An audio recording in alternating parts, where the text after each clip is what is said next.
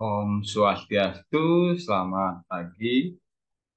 Wassalamualaikum warahmatullahi wabarakatuh. Salam sejahtera untuk kita semua. Salam, nama budaya, salam kebajikan. Ketemu lagi dengan Bapak di pertemuan berikutnya, yaitu ya pertemuan kebutuhan asal manusia yang kita bahas sekarang adalah tentang urin. Ya. Nah, di sini tentang urin, kita harus pahami dulu. Urin itu apa sih gitu ya? Jadi kalau sudah pahami, baru kita jalankan tentang urin itu sendiri. Ya, pengertian urin, anatomi sistem perkemihan, fisiologi sistem perkemihan, masalah-masalah dalam eliminasi urin. Ya. Nah, pengertian eliminasi urin ya, suatu proses pengeluaran zat-zat sisa yang tidak diperlukan oleh tubuh. Eliminasi dapat dibedakan menjadi dua, yaitu eliminasi urin dan eliminasi fekal. Nah, eliminasi urin berkaitan dengan sistem perkemihan, ya, sedangkan eliminasi fekal akan kaitannya dengan saluran pencernaan. Nah, anatomi fisiologinya, sistem yang berperan dalam eliminasi urin adalah sistem perkemihan, di mana sistem ini terdiri dari ginjal, ureter, kandung kemih, dan uretra. Proses pembentukan urin di ginjal terdiri dari tiga proses, yaitu filtrasi, reabsorpsi, dan sekresi. Ya. Terus anatomi fisiologinya ada eliminasi urin tergantung kepada fungsi ginjal, uretra, kandung kemih, dan ureter. Ya. Ginjal menyaring produk limbah dari arah untuk membentuk urin, dan ureter mentransfer urin dari ginjal ke kandung kemih. Nah, kandung kemih menyimpan urin sampai timbul keinginan untuk berkemih. Nah, urin keluar dari tubuh melalui uretra. Melakukan sistem perkemihan harus utuh berfungsi supaya urin berhasil dikeluarkan dengan baik. Ya, ya. Nah, ginjal terbentuk dari vertebral thoracalis kedua belah sampai vertebral lumbalis ketiga dalam kondisi normal. Ginjal kiri lebih tinggi 1,5 sampai 2 cm dari ginjal kanan karena posisi anatomi hati.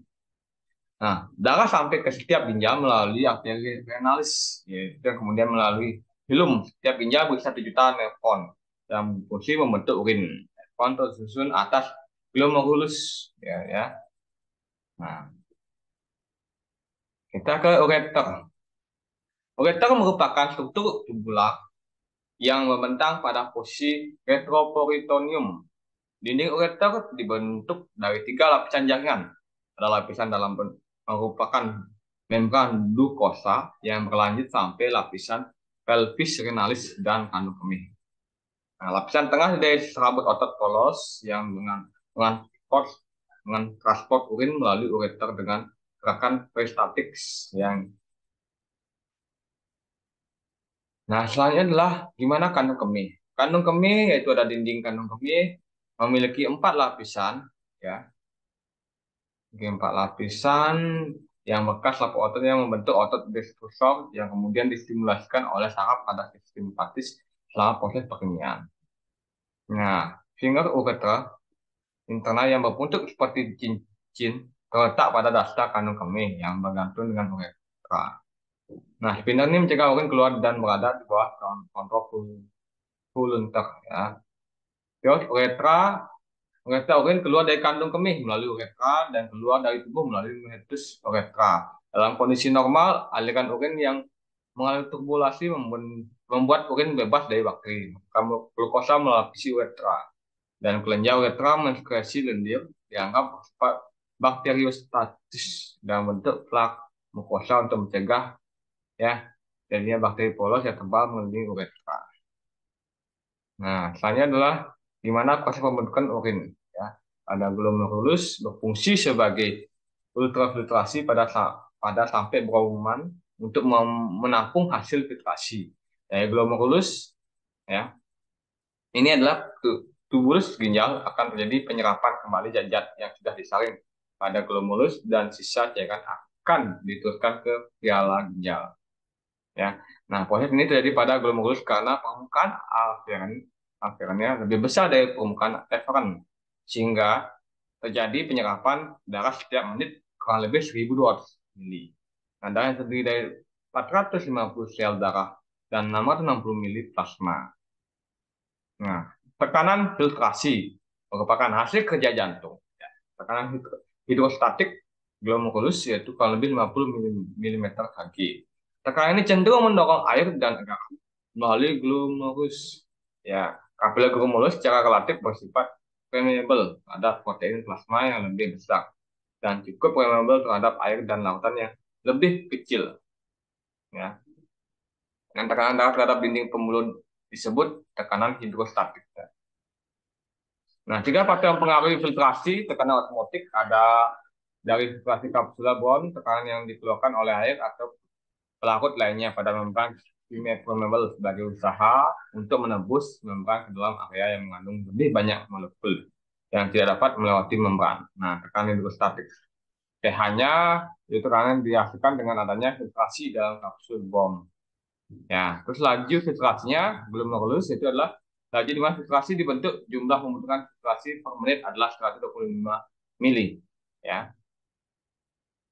Nah, faktor-faktor yang mempengaruhi jumlah urin ada jumlah air yang diminum, suhu lingkungan, kadar garam di dalam darah, hormon antidiuretik, dan hormon insulin.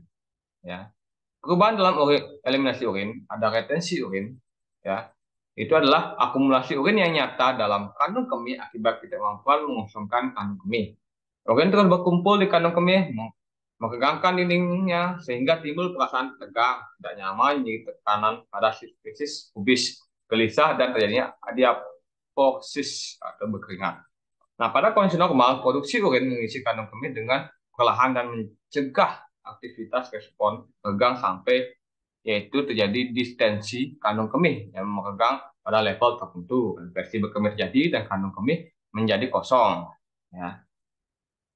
Nah, selanjutnya perubahan dalam eliminasi ini ada inkontinensia urin. Inkontinensia urin adalah kehilangan kontrol berkemih. Nah, ini inkontinensia dapat bersifat sementara atau menetap. Selain tidak lagi dapat bersifat sementara atau menetap, biasanya urin dapat langsung terus menerus atau sedikit-sedikit. Nah, ini time-nya Indonesia adalah 5 time ya. Indonesia fungsi stres, Indonesia urin urgil, dan Indonesia total. Inkontinensia tidak langsung harus dikaitan dengan lansia.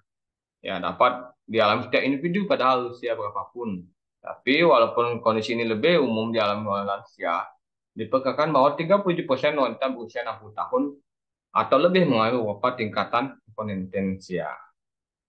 Ada perubahan dalam eliminasi urin di reaksi urinarius, yaitu stoma urinarius untuk mengalihkan aliran urin dari ginjal secara langsung ke permukaan abdomen dilakukan karena beberapa alasan.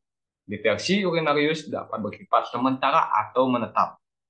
Lengkungan atau kondium ilium salah satu cara pendekatan deteksi urinarius yang umum dilakukan, yang melibatkan pemisahan sebuah lengkungan usus halus bagian ilium lengkap dengan pembuluh darahnya yang utuh.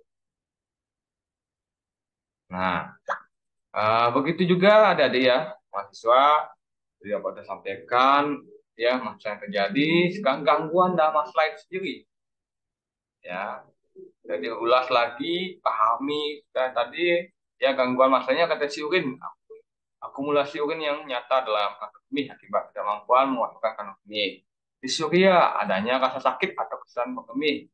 Poliuria, produksi urin abnormal dalam jumlah besar oleh ginjal seperti 2.500 mili per hari tanpa adanya intake cairan. Inkontinensia urin ketidaksanggupan sementara atau permanen sphincter eksternal untuk mengontrol keluarnya urin dari kantong kemih. Ya, urinary sporesis, berhenti memproduksi urin secara mendadak. Nah, itu ya materi yang Bapak berikan untuk pertemuan ini. Mudah-mudahan Adik paham ya dan dipahami lagi, bisa disimak lagi ya. Terima kasih. Bapak tutup dengan Kakak Santi, Om Santi, Santi, Santi Om. Wassalamualaikum warahmatullahi wabarakatuh. Salam sejahtera, namo buddhaya, salam, salam kebajikan, salam Sundaram. Terima kasih.